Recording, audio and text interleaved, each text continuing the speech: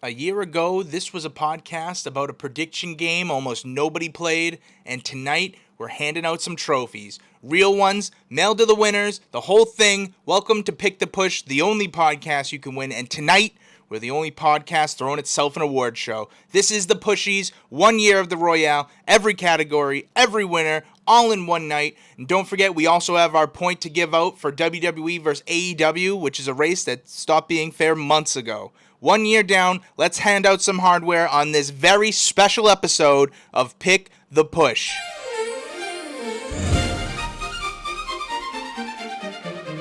I love Pick the Push. Call it sharp, call it clean. I love Pick the Push. No half steps, no in between. I love Pick the Push. No luck, no hush, only legends survive when you pick the push. Before the ceremony, we keep the streak alive, the scorecard, WWE versus AEW. All year long, we've been going over which one we like more, and right now the score sits at 18-8. We're not asking who's winning anymore. We're asking if WWE even has a pulse. We'll go over this week's point and then on to the Pushies.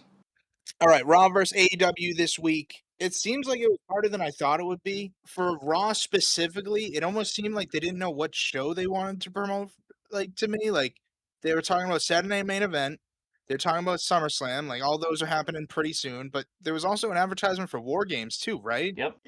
War Games. Yeah, so, like, they're advertising 3 different shows, which, like, all 3 of those could be good, I guess. I don't know. I'm very skeptical just because it's WWE, but, like, at this point, there's so many numbers in my head that, like, they just get jumbled. I don't know what any of them are, but I'll watch them all. But that part was weird to me. To give credit where credit is due, the only good thing I came out of Raw, and this is going to be wild, was there were moments in the main event with the Roman Seth promo where Roman just roasts the shit out of Seth, and it was funny as fuck to me. That part I enjoyed very much.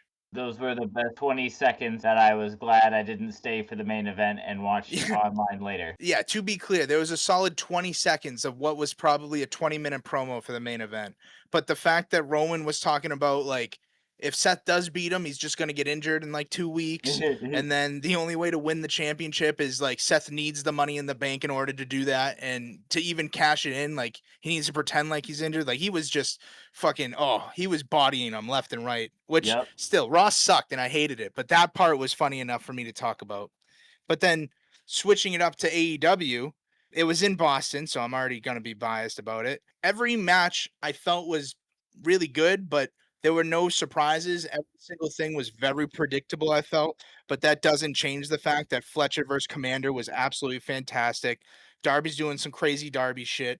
And then Kenny relinquished, like, the MJF title, and they gave him, like, back what is essentially just the regular AEW title. I was hoping Kenny would get his own special title, but you know, it's still, like, it makes sense if he was just rocking the MJF one. But with all that being said, I'm just going to give it to AEW. Like, I liked what I saw more. And as funny as the Roman thing was, that's all you got out of 2.5 hours. Like, I don't care. So AEW for me. I'm going to start with AEW. It being in Boston is really cool. They're in MGM Fenway. It is an awesome venue. The crowd is amazing. That being said, that is probably the coolest part of the entire show is the crowd. I have honestly not really enjoyed a lot of this wrestling or this episode of AEW. Granted, I do need to go back and I do need to watch Fletcher versus Commander. That is the one match that I really did miss. Started to fall asleep during the Kenny Omega celebration, and then when I woke up I wasn't feeling good, so I missed the Fletcher and Commander match. But that being said, I don't think that's going to change my mind for things for this week. I want to say it's like just a very normal episode of AEW. Like, not that they phoned it in, but like that because, you know, Redemption's right around the corner, they have one more week before Redemption like actually kicks in, that they're just kind of taking it easy. They're trying not to hurt anybody. Plus, they're coming off the beach episode, too. And a lot of it was very predictable. I mean, a lot of it, I feel like all of it was predictable. For real. Yeah. The only thing that I thought was going to happen that didn't was, instead of Andrade just straight up winning, I thought MJF was going to get involved and try and take his ring back. and then get him DQ'd, and that would be like MJF versus El Idolo, and like that way MJF has something to do while Kenny and Ospreay do their thing. Yeah, so I'm not a big fan of AEW this week. I think is really what it comes down to. I'm looking at Raw and my notes for Raw, and I think there was much more of a roller coaster for me on Raw. But I think I agree with you where they didn't know what they were promoting this week, so I think that's kind of like the reason why I liked Raw is it was kind of more of a roadmap. They didn't force a bunch of replays and recaps down your throat. The Lesnar Oba, I'm excited for that match. So every time that those two are talking or going head to head, always makes me laugh. Io Sky and Roxanne Perez was amazing, and that story is being told perfectly. We got the vignette for Big Cass coming back on August 3rd. Oh yeah, I forgot about that. So that'll be kind of cool. I do think that Enzo will be joining him, judging by how things are shaking out for him in MLW right now. That's what the rumors say, and if that's the case, I do care. If it's just Big Cass, I don't give a fuck. Yep. If it's both of them, stoked. If it's Yeah. just Kaz, Not even meh. It's less than meh. It's like I don't care. They're gonna do another Rusev thing, and then Rusev has even less time because Cass is around. And like I like Rusev more than Cass, but I still don't give a shit about Rusev either, to be clear. they're not really giving him that much love. But the gauntlet match I thought was really good, especially with like just who was involved, because you had Mysterio, Hendry, Javon, Danhausen, Dragon Lee, Rusev, Chad Gable, and Ethan Page all in the same match. That was fantastic. No, Hausen wasn't in it, right? He just showed up to curse. Yeah, Dom. he intervened. Yeah. It's wrestling. Yep. But that was one of the most unpredictable things out of both the shows by Yeah, far. 1000%. Because I was convinced that it was gonna be Ethan Page. And even with me going to bed the 20 minutes early to just not watch Roman and Seth to have a conversation because I didn't care, I think I'm going Raw. With the gauntlet match being the most unpredictable and kind of like holding my interest, I think Raw wins it this week for that reason. Boo. Not for no fault of AEW. I just don't think it's a landslide week for either. And I think that if you're going AEW, I think my vote for Raw is a good vote. I don't think either side really deserves the landslide. It's definitely not a landslide. I do agree with that. But that still comes down to the wire. So now, Brett, the pressure's really on now. There's something that I'm noticing that's been growing in AEW that I'm not being a fond of, and I hate to be that guy to say it, but I feel like AEW's been collecting people that are permanent jobbers. But I feel like the permanent jobbers were 50% of AEW this week. And I know that we've been talking about how AEW has a deep field of really, really professional and very, very good wrestlers. So why did they have to make an entire show around people that can't even talk on the mic? For me, that felt weird. When you add on top of that what felt like an eternity of weird promo in the middle with that Kenny Omega thing, I feel like this might be my least favorite AEW of the year, and not by a small margin. Now, I'm not saying that I really enjoy WWE, but at least I feel like everybody outside of Austin Theory is a star in some fashion. That the Austin Theory Maxine Dupree plotline is frustrating the shit out of me. They don't know what to do with Maxine, and it's really, really sad how they just keep pairing her up with people that like don't exist, that aren't gonna vault her into anything. Austin Theory's a caboose, man. Like why are they trying to hitch her up with a goddamn caboose when she needs to be, somewhere in the middle of the train at the very least? So honestly, when thinking back about AEW, I see stars, I see chemistry, I see the fact that WWE execs don't know what the fuck they're doing, but at least all of the actors are there and they're doing their best, sort of. So I'm going to give it to Raw in that respect too. So my vote is for Raw, and that's what I was mulling over. Also, I want to say this. I'm giving it to Raw, but it really was AEW's week to lose. And they sure did lose it. I mean, yes, match of the week, AEW. Yeah, last up, we got Jared's vote, and Jared loves voting for Raw, right? I didn't watch one thing of Raw. I heard that they fucking had this boring promo between Roman Reigns and Seth Rollins in the main event. No, thank you. Also heard that Brock Lesnar was on the screen. No, thank you. AEW was phenomenal from start to finish, and I barely watched it. AEW gets my vote. Fair enough. All right. Officially, that does bring our total from the whole year, as this is week 28, I guess. It is now AEW's lead 19-9, which, hey, good on Raw for winning this point. They're still down by 10 weeks. Anything's possible, but now the numbers don't look so skewed, even though it's pretty handedly. AEW's got this. Yeah, I can't see AEW losing the year for sure. This is officially week 51, and next week will be the absolute 1-year anniversary of Pick the Push, because that will be 52 weeks. Before we do that, we have some awards to give out, because it's that time of year where we're going to hand out awards to all the people that have earned it from this past year. Welcome to the Pushies. The first award we have is Promo Punishment of the Year. Promo punishment of the year. We're not going to go over the nominees. It is what it is. You could write in whatever. I'm just going to give the winners.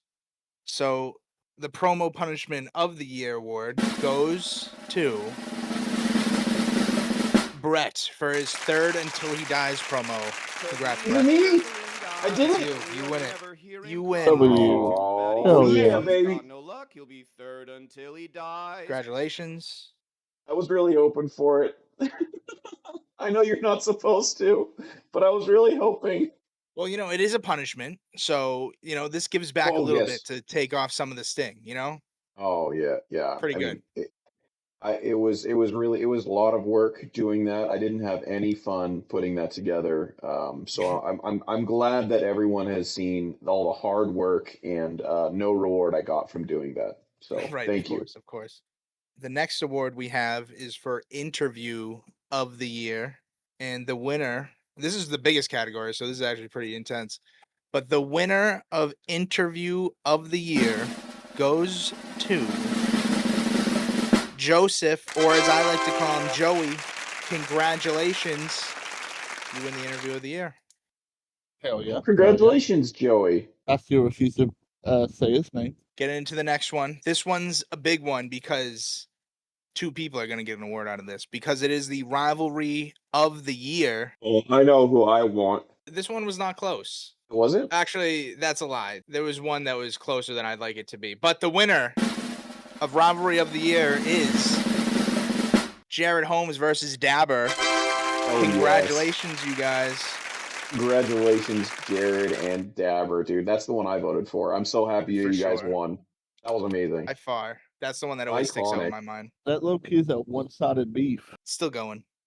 I did not like how close I was to winning that award for Ian versus the championship. That was just a throw-in. I don't like how many votes that got. That is pretty funny though. Is what Yep. it is. Congratulations, Dabber and Jared. Congratulations, Ian, for not getting it. Thank you. I did need that. Okay, getting into our next award.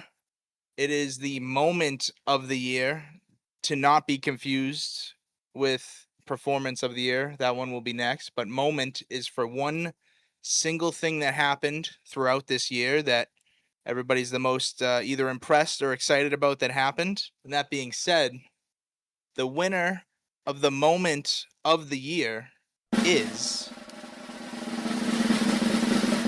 Caitlin. Congratulations on winning your Pushy for Moment of the Year. She won it for winning the triple threat by 1 point to become the champion without winning a Royale. That was such a moment, yeah. Rare air. That's super rare air. I mean, all of the build up to that match was insane. It was crazy how much momentum she had too. Like I could almost feel it that she was like just going in and gonna tear it up and win the championship. In a tight field, too. Deserved for sure. Now, for our next award, like I said, we have Performance of the Year. And this is kind of just everybody's stats kind of stacked up throughout the year instead of just one single moment. The winner of Performance of the Year is Eddie Johnson for leading the league in the best overall average, which his average was 71.36, which is absurd. That's absurd. That's not even real. And he's been in a lot of Royales, right? Like, it's not like he was just in there for a couple. He hasn't been in all of them, but he has been in, yeah, like you said, like a lot of them. Absolutely. Like that number is not just like one or two. Like he is consistently up there. Yeah. What a stud. Now we have one more award, but before I get into that, I'm going to actually add a category. There is a select few that have absolutely earned something special because we're talking about Eddie and how many Royales he's been in.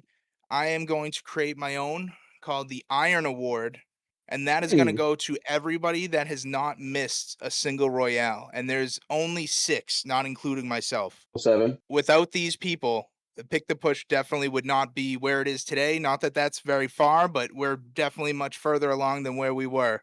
So the 6 recipients of the Iron Award will be, of course, Joe and Brett, because you guys are awesome. I couldn't do it without you. Jared also on that list. Next, Caitlin, Kevin, and Dabber. You are all getting an additional award for just being here and not missing a single one, because that means so much to me, and I can't thank you guys enough. So we're the original 6, huh? Yep, you got it. 7. We're the original 7. Original 6-7. Oh shit, I'm sorry. Now, for our main event, the biggest award that we can hand out. We are 1 year in, and we're going to induct our first Hall of Famer here. This is a big one. This is a big one. There was quite a few people that actually put in for this. Wrote in. There's a couple write-ins. I'm not going to go over all of them. I will say the 3 that it came down to were Eddie, Jared, and Ferg. But with the most votes, our first ever Hall of Famer is Ferg. Congratulations, Ferg. He was huge on fire at the beginning. Let's go for His entry would be he was an early champion. He was the first dynasty, kind of winning 3 of the first 5 Royales. He's the only outright back-to-back Royale winner ever. So, well deserved. It's pretty intense. So, congratulations to all our winners, all of our award winners. These awards are real. I can't emphasize that enough. I will reach out to everybody that's interested in receiving one. By no means is it required to give me information to give the award to you. It's all good if you're not into it, but the awards are real, and I will send them to you if you want them. And you don't even have to buy them. Nope, they just show up at your house. And I'm going to throw in some keychains and everything for everybody. Oh, that's great. So congratulations once again. Here's to another year of Pick the Push. Yes, sir. Yeah, I can't wait for another year. This first one, it's just looking back and how we just kind of started this off because you guys were, well, why I joined in because you guys were just kind of like showing me wrestling and I just got excited for it and you decided to take me along and let me experience this.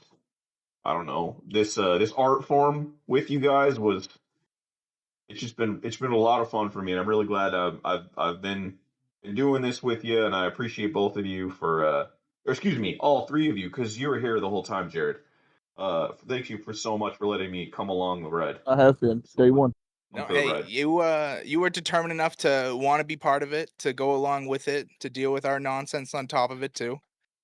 I love the nonsense. Shout out to all the pushy winners. I think everybody did a great job and they deserve it. Congratulations to the Pushies. I missed almost all of that. No worries, you'll hear it, I know I will. and you'll know if you won one or not. Spoiler alert. Maybe. Maybe. Thank you to everyone who stopped by my stream yesterday to check out the debut of my new Me Gusta Banana video. I love that video. Good. That's the Pushies. 1 year of Pick the Push in the books. A full season of this ridiculous, wonderful game. Honored with actual trophies I will actually mail, probably. To everyone who's ever submitted a pick, you built this 51 weeks, never missed one, and we're just getting started. Redemption's next. My title shot against Jared and a whole second year of the Royale ahead of us. If you made it this far, you know you're already one of us. Get in the Discord and be part of year 2. Links in the description. Here's to the next one. Pick the Push, the only podcast you can win.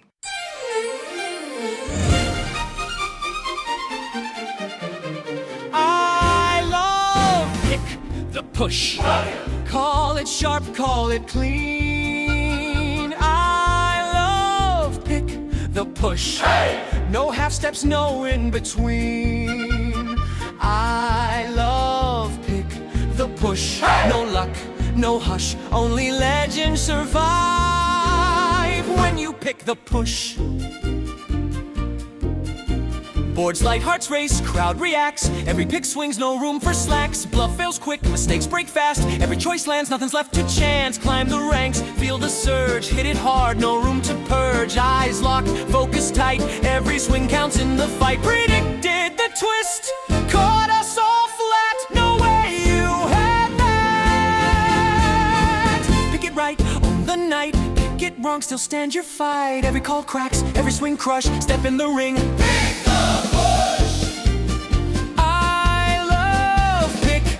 Push, call the plays on the night. I love Pick the Push.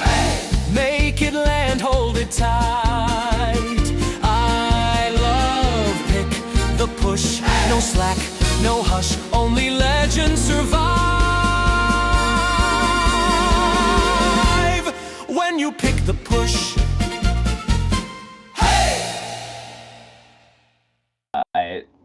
I'm glad that Raw is at least clawing to hang on to the edge of the cliff. It's always happy to see them get a win, even though I poo-poo every time anybody votes for him. Grabbing at vines before they fall off.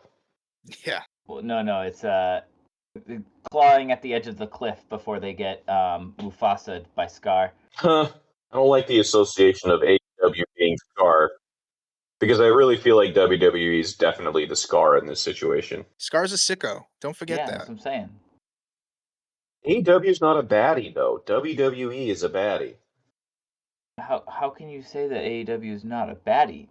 They went, hey, Moxley, you absolutely can go use that fork and stab that guy in the head.